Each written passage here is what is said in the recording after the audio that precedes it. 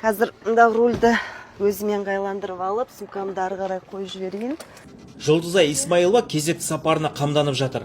Қазақстанда тіпті жеңіл көліктің рөлін ұстап көрмеген қазақ қызы қазір Америкада ұзындығы 21 метр болатын ауыр жүк көліктің жүргізушісі. Оны басқаруды 2 апта ішінде меңгеріп алған. Жалпы жүк көлігін тізгіндегеніне 6 айдан асыпты. Қазір әбден ысылған, тар көшенің өзінде тосырқап жатқан жоқ. Please. Артқа бір сәл? Yeah.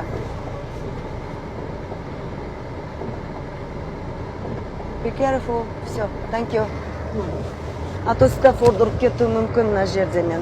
Жүк көлігін айдайтын адамдарды мұнда өте сыйлайды. Американың бүкіл қозғалысы, жаңа рыногы барлығы осы жүк көлігімен.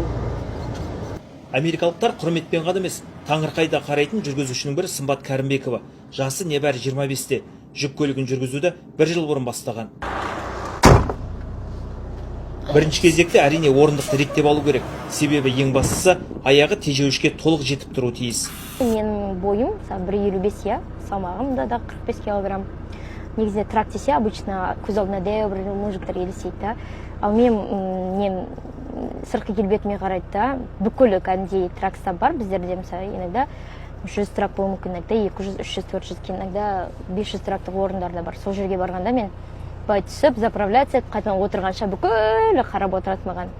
Точно деп, и кейбір американецтер қасыма келіп сұрайды, точно ты водишь этот трак деп. Ну, мен жолда жүрсем, бүкіл адам таңғалып жүреді кәдімгідей маған. Американдықтар өзі эмоциональный ғой. Мынақтан былай көріп қалса терезелерінен маған былай машинасымен тоқтатып, you good, типа. Ондай нәрселер көп болады. Мен оған үйрендім енді. Сымбаттың Америкада жүргеніне 3,5 жылдан асыпты. Сол аралықта үй тазалау қызметін көрсететін жеке компания ашып, 15 адамды жұмыспен қамтыған кездері де болыпты. Бірақ ковид кесірінен бизнесі тоқтаған. Содан кейін бір жаңарақ бірдеңені көру керек болды. Сол кезде бүкіл подружкаларым бәрі тракқа кетті. Менде де ақырындап сосын тракқа жылжи бастадым. Өйткені трактағы сияқты зарплата бізде басқа жақтарда жоқ, шынымды айтса. Менің жанымда бір 20-30 қазақ қыз точно бар. Барлықтары жап-жас қыздар, бойда қыздар көп мұнда. Бір 25-35-тің шамасындағы қыздар өте көп бізде. Жүк көлігін жүргізу табысты болғанмен қиыншылығы қоса бар. Әрбір штаттың өзіне тән жол ережесін білу керек.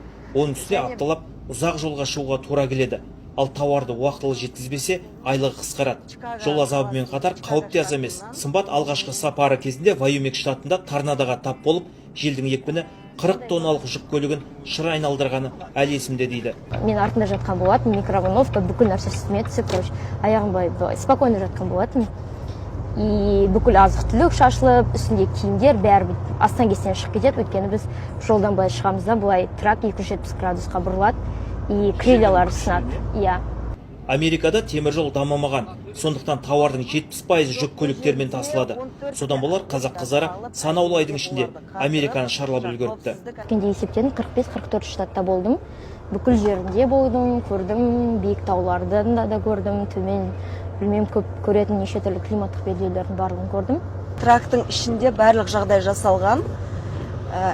Тамақты ысытып жейтін микроволновкамызда, ішінде тамақты да дайындаймыз, тефалімізді бәрін, және жататын орнымыз бәрі осында. Бізге отель алудың қажеті жоқ. Десе де ұзақ сапар тез титықтатады. Жүргізушілердің көбі 3-4 жылда жүк көлігін тізгіндеуден бас тартып жататын содан. Жұлдызайда бұл салада ұзақ жүрмей, өзі бастамашы болған Пенсильвания штатындағы қазақ-американ қауымдастығын ширатып, қазақ бизнесін дамытуға күш салуды жоспарлап отыр. Ал Сымбат қазірдің өзінде IT мамандығы бойынша оқу орнына түсіп қойған. Яғни көп ұзамай тәуекел көп саладан түбегейлі кетпек. Жалғас Сәдібекұлы, Филадельфия, ақш.